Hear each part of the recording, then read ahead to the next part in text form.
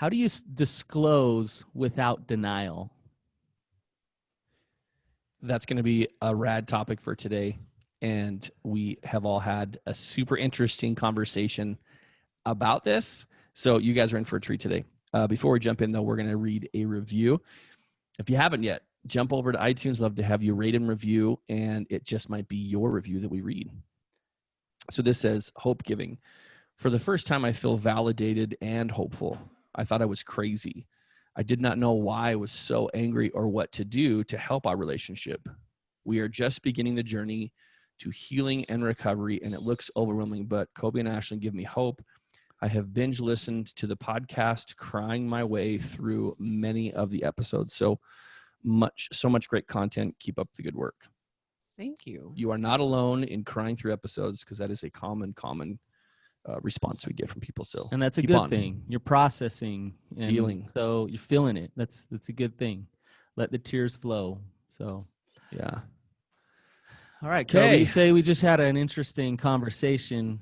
Maybe we can rehab it a little bit here. I think so. It's always interesting when you talk about denial, because when you get called out in your denial, it's not that fun. But when you talk about it, it's really kind of funny because it's so stupid. Like some of the stuff that goes on to distort reality is kind of nuts, and it's really kind of like the lengths that, if I'm just putting myself back in those shoes, the lengths that I would go to in effort to not share the full truth, because I was like, that'll be a deal breaker for sure. But what's the least amount that I need to share in order for this to count? But I still want to save some face, but will it work if I just say this much? And I would, like Ashlynn says the word, I would do mental gymnastics to try to get around this, to work through my denial. Well, and did you not believe some of the, like, I didn't do anything wrong. Like, I went to the edge, but I didn't cross the edge, so I'm good. Did you not feel that? Oh, I did that a gazillion times. Gazillion times for sure. Just stop right here. If you've ever felt that, whether you're the betrayed or the betrayer, you're normal. Okay? Yeah, that's true. But it also is a form of denial. Yes. And so, I mean, how this conversation started was I was saying, let's talk about, defining a slip, defining a relapse. At what point have you crossed this line? So you need to disclose something. At what point? And I think we need, in some ways, defining those things is important, but we need to take a step back and look at this from a bigger perspective and understand some principles here. Yes. Because I've seen guys who think they're slipping all the time because they see a beautiful woman at a grocery store. They're calling that a relapse, and they're sleeping on the floor for the week in their house. I've seen guys hang out with prostitutes, but not have sex but do everything in between, but they didn't relapse because they didn't have sex. So there's this huge gray area, and it's only gray because of all this denial that goes on. Go ahead, Would Ashlynn. you also say the unspoken agreements, like we haven't actually defined in our relationship what these things mean? That too, or? Oh, so Ashlynn, you just got to kind of the crux of it, which sorry. is, well, yeah, you're jumping right to it, but we need to get there. I actually believe when you get caught up on the language, is it a slip? Is it a relapse? In some ways, you're not doing the relationship work because you're saying, well, what did you do? You tell me, as opposed to in a relationship, in a healthy relationship, you both come together authentic and honest about who you are. So let me give you an example of what I'm talking about. Let's say we were just laughing about this term that I hear, which I've never heard, only in my line of work. But it's called hafter-baiting. And to hafter-bait means that you stimulate yourself and enjoy the arousal and the stimulation up to the point of ejaculation, but you don't ejaculate. So as long as you don't ejaculate, doesn't count as actual masturbation, so it doesn't count as a relapse. And so you're good to go, right? No guilt, no shame, none of that, right? No disclosing. Coby, have you ever done any of this? I think probably the better Are you question. are you a pro half debater? Yeah, the better question is when didn't I have to debate and rationalize that stuff in my head? But Some of the really things though, we For the say first on air. 35 years I of know. your life, all you did was half debate. I know. Oh my god. No, but I got really good at doing that so that I didn't. And that's actually the honest truth is I learned, well, in a skewed way, right? My addict, like the spike narrative for me was if I don't ejaculate, then I don't have to share this. And so it would be, yeah, that would be the space that I was in. And it's totally denial. And I think that denial, I want to say more about that, meaning I want us to say more about that term denial and its place in this, because I would not have thought back then that I was in denial. I know this for sure. I was never willing to just say, this is what it was. Right. Right. Right. Let me kind of test this out with you, Coby. Okay. So, because what I'm hearing is like these moral constructs that we have, or these shoulds that we've set up of like, well, okay, if I don't cross that line, then it's not a sin. If I do cross that line, then it is a sin. So if it's not a sin, then I don't have to disclose it. And so therefore I'm good. So, if you, this will get a little graphic maybe, but if you masturbated while you looked at a woman's knee, for example, that's weird a little bit. But let's say you got to arousal, you masturbated to looking at a woman's legs, right? If you masturbated to a woman's boobs, like looking at her nipples, like every part of her, that's a bigger sin, is it not, Coby? Oh yeah. Like the thinking back to how I thought that way, 100%. It was like if it was partial, if it was partial boob but no nipple, then I was okay. Listen to that. Listen how your mind is doing mental gymnastics. Yes. Right? Where, I hear it all the time. I hear, I spent 4 hours online yesterday looking at women, but I didn't see any nipples. So therefore, like, it's not a relapse. I had a slip, but it's not a relapse. Well, okay. You spent 4 hours numbing out, lusting, Hijacked in dopamine. And you were probably getting a dopamine hit, by the way, 1,000% off of not seeing the nipple, like almost seeing it, and kind of the risqueness of that. Yeah. So you were enjoying that little game that you were playing. Yeah. The point being, okay, then what is a relapse? If we get so stuck on, did you relapse? Did you not relapse? What is a relapse? Now, I want to come back to what you said, Ashlynn, because it's kind of the crux of it here. This would be my argument. And actually, Finlayson Fife said this in her episode when she was on with us the first time, is the issue is about transparency and openness in a relationship. All these examples, if I play with my penis for 2 minutes and I think that's not a relapse, then I don't have to tell my wife. If I play with my penis for 2 minutes and I think that is a relapse, then I do need to tell my wife. How about this? What about something totally different? What about a willingness and an openness to tell my wife what is? So, hey, why? Like maybe we have a system set up where it's like, hey, honey, I was in the tub and I played with my penis for 2 minutes. I'm not scared to tell you that. I'm going to own that. I can be honest with you about who I am and what happened. Whether we deem that a relapse or not a relapse, I am me. This is who I am. You're just sharing, this is what happened. This is it. Here it is.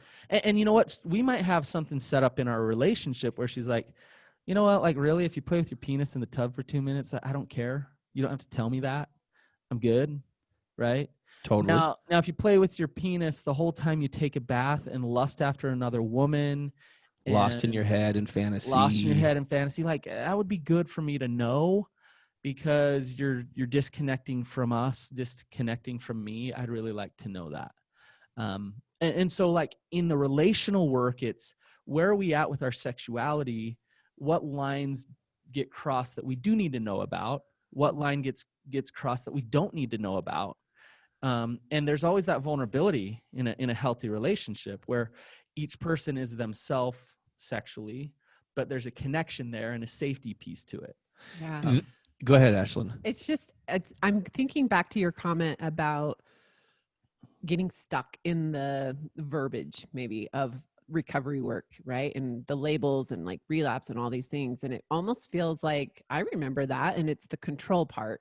I need to know these things because then I feel like that I'm doing the right things and I'm doing recovery right. And we're on the same track and we're in the same trajectory. And letting go of that and saying, I mean, the truth of it is every person I've talked to that's been betrayed, it's the lies that hurt more than the actions. Yes. And when we start to actually talk about real intent, where is your heart? Where is your head? And it's not so we start having those, let's define what a slip is for our relationship and what I need to know, what your sponsor needs to know, that type of thing. All of a sudden, and I've seen this in the girls I work with, things that were like, that's not okay because recovery says you can't do this. Yeah, It's like, yeah. actually, Where'd she get that doesn't message? Yes. From And what so- therapist, what group? Right. Like, where'd she get that message? Yeah. So I have girls in group who, some of them are like, I don't care if my husband masturbates, right? Like that's their spoken agreement, Right. you know? And others are like, no. And it's, to me, I look at that like, who cares? It's their relationship and they've spoken it. And so Ashlynn, I was talking about this with the therapist that I supervise, and we were getting, and they were very much like, well, I want to know, Brannon, define what a slip is for me because I need to tell my clients this. Define what a relapse is because I need to tell my clients this. And I kind of backed off and I started talking about this with them. And one of the therapists said, oh my gosh, like I'm getting it. When we step in as therapists and we say black and white, this is how it is for you. We actually, in some ways, take away the opportunity for the couple and the relationship to work together and do that vulnerable, it's kind of scary, shame-filled sexual discussion work. yeah. And so what he was saying is I need to back off and I need to educate them about real transparency and openness in the relationship. And I was like, yes, you're getting it. Like, this is what I'm saying. And that's what you're saying, Ashlynn. You're saying the same thing. Well, it's like, I mean, how many times do you get someone saying, tell me what my boundaries are? Here's the situation. Tell me what to do. What are my boundaries? And it's like, I can't tell you. Who are you? Like, who are you? You have to figure that out. And so it's the same idea. Like, you're going to figure these things out and have those spoken agreements if you sit in it as a couple and figure out what those core values are, what's important. And I'm guessing to all of us, it's honesty and transparency. That's why we've all had this broken trust and safety, and we want it back. I as a therapist, I feed the fear cycle when I say, this is the rigid black and white system that you guys have to live under. And no matter what, that's how it is. I feed the fear cycle. I feed on her end. She's always wondering, did he cross that line? Did he not cross that line? Totally. And on his end, he's always wondering, did I cross that line? How do I not cross that line? I'm really scared I'm going to, or I'm going to toy with maybe doing it, but not. And all of that is just unhealthy. It's denial as opposed to authenticity. You know, it's interesting. I'm thinking back to Coby. I don't remember when you relapsed. 29 months into his recovery, he relapsed. And I remember when you told me and kind of shared, you know, you'd already talked to your sponsor, you'd already done those things, but it was like, wait, it was this. Like you went far enough that you're like, oh, okay, I've crossed this line, but it wasn't Coby traditional relapse. Totally. It was this new Coby who was taking ownership and saying, I was gone. Like I was hijacked. And yes, it wasn't this that I'm normally looking at, but it was this, and that's not okay. Right. And that just interesting. Yeah. It's what I'm hearing here is It's all super, super good. And it is a great reveal. And for those of you who are just starting in recovery, who are listening to this, and those of you who've been here, you're getting something you're getting something that I got late in recovery, and really to some extent very, very late.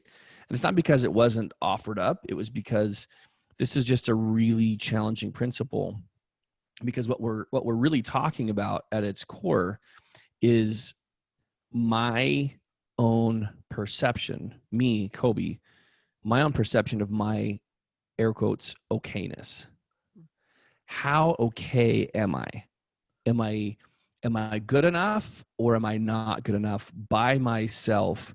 No matter if I masturbate, no matter if I touch my penis for 2 minutes, no matter if I binge, am I okay as a person, or am I using measurements from various outside people, entities, to define my okayness? Yep.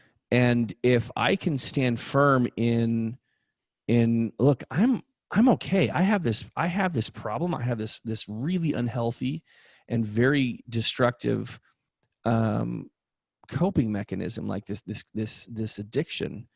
And if I indulge in it, then I disconnect from the people that I love the most, and it's detrimental to me. Yeah. But even if that happens, I'm still a good human being. And I can just say, this is what it is. Like, ultimately, what I hope that those of you who have betrayed can take away from this is, like, you are okay. And you don't need definitions you don't need to split hairs on definitions of slip, relapse, etc., to demonstrate your okayness.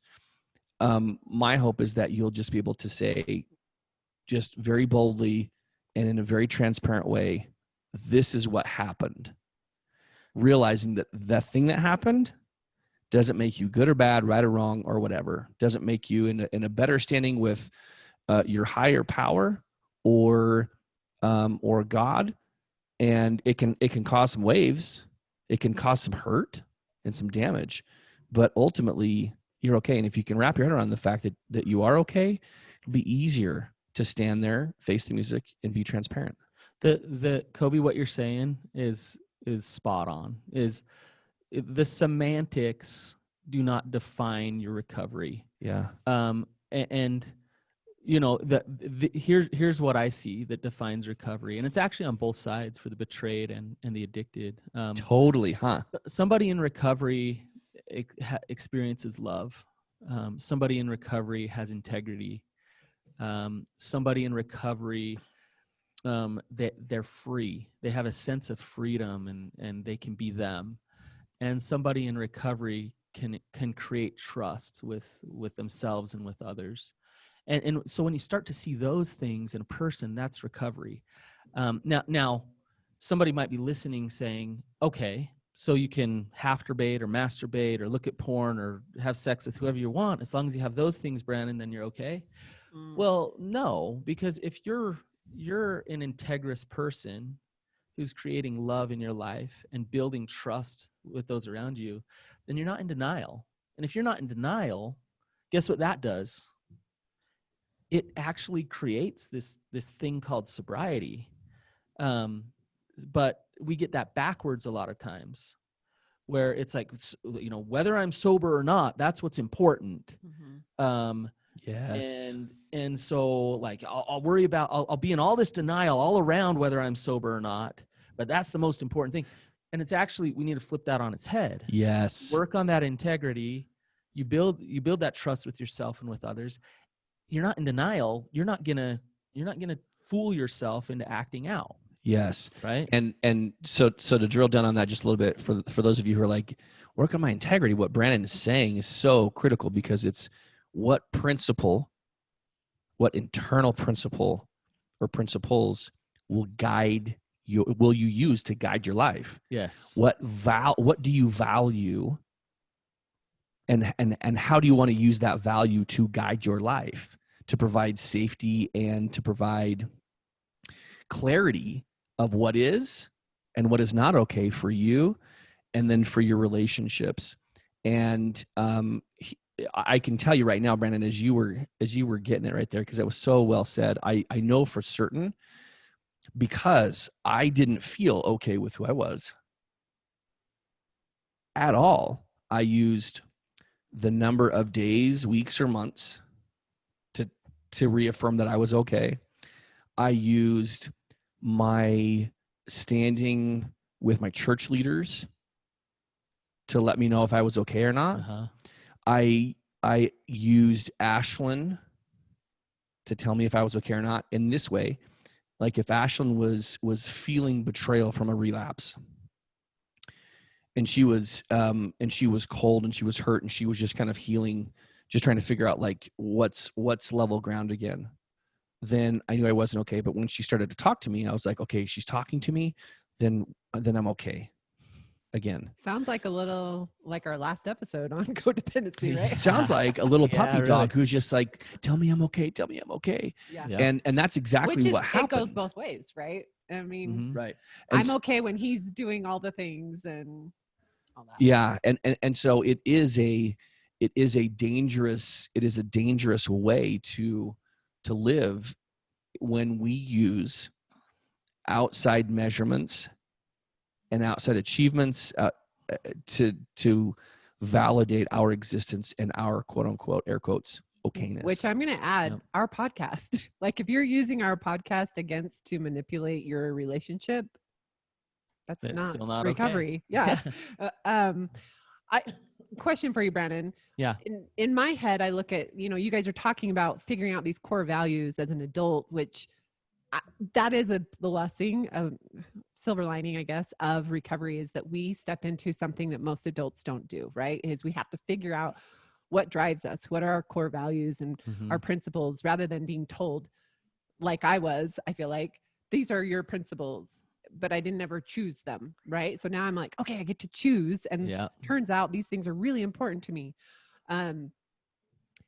It felt like Coby was this little boy. And so it was frustrating for me. Like, how do you not understand what truth is? She was spot on, by the way. How do you not understand what integrity is? Like, you're Mhm. 40 years old. Right.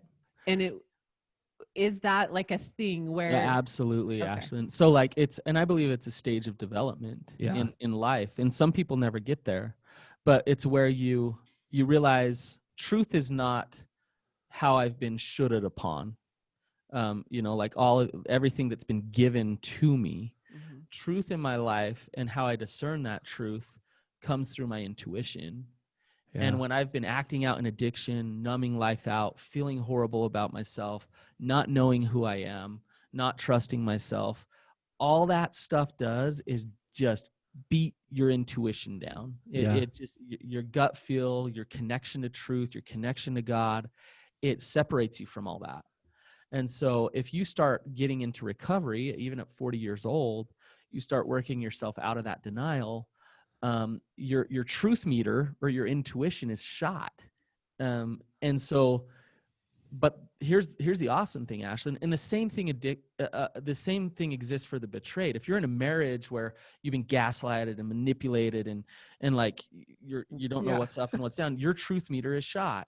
Mhm. But the beauty of it is when you get educated, you understand what's been going on in your life. You can start to work against that old system and let go of a lot of that stuff. And you can start to recognize truth again. It doesn't matter if you're 40 years old. It can be scary because sometimes living in that old denial and that old way of just like following the system because you should feels safe. Mhm. But you can start to feel your truth again. And I believe everybody can. Yeah. Yeah. And I think for me, I look at Well that said. and I think in those moments when I was frustrated and like, how can you not see this and get this? And it was more comparison. Like I'm comparing what I think a 40-year-old should Mm-hmm. show up like, instead of, he's having to learn how to do these things because yes, you learned, but you weren't practicing and Yeah. and using those as tools. For Yep. sure. Yeah, I think this is just a really important and key discussion. And this is high level recovery, because this is scary to say, wait. I really actually need to take the training wheels off, and I need to really figure out what it is for me, for us. That's scary. It's like, tell me I'm okay.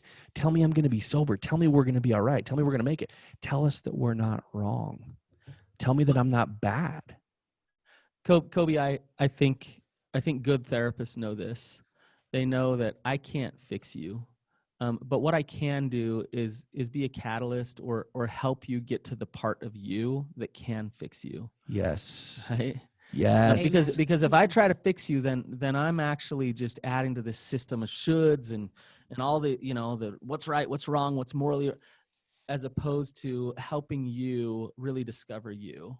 And that's real recovery. That's real living. That's where it becomes life just becomes very rich, and you begin to see life with a very different lens. Yes. And it's a beautiful thing. Well, and I'm hoping, going back to what you said in the beginning, Brannon, like this is part of the getting unstuck on both sides, is being able to really just show up authentic, leave denial at the door. This is really where we're at, and have those spoken agreements, have the hard discussion. I think this discussion could rock some people's world. Yeah. Like, oh my gosh, Brannon, Ashlynn, and Coby just said, like, throw slips and relapses and all that out the window. And then, like, now what? Like, I don't know what to do. Like, I want them to tell me exactly what it is. Is it but you know what? We're pushing our audience to think differently, to create more transparency, more self-awareness. And they can't be compelled in all things. Well, and we cannot. In our online programs, in any of our previous podcasts, we never define those things for anyone. Yeah. It's a personal thing. So well said, Brannon. I think you just hit it on the head today, and it really is causing a lot of contemplation for me personally. And I do want to give hope, despite how scary it might be. There is immense peace and freedom. There is liberty. There's creativity. There is identity that's found on this path if you pursue it. Are you telling me, Coby, that you can actually rebuild trust in your relationship? Is that possible? it's yes. a mess, but yes. Yes. What do you know? Like, what do you know? Right? Yeah. Through everything that Coby just said, like, trust comes is an outcome as well. So it's beautiful. And look, we just appreciate you guys being here listening to us today. And if you only knew the place that I was in, if you were only a fly on the wall of the years and years and years that I lived in douche mode, you would understand how much hope you have.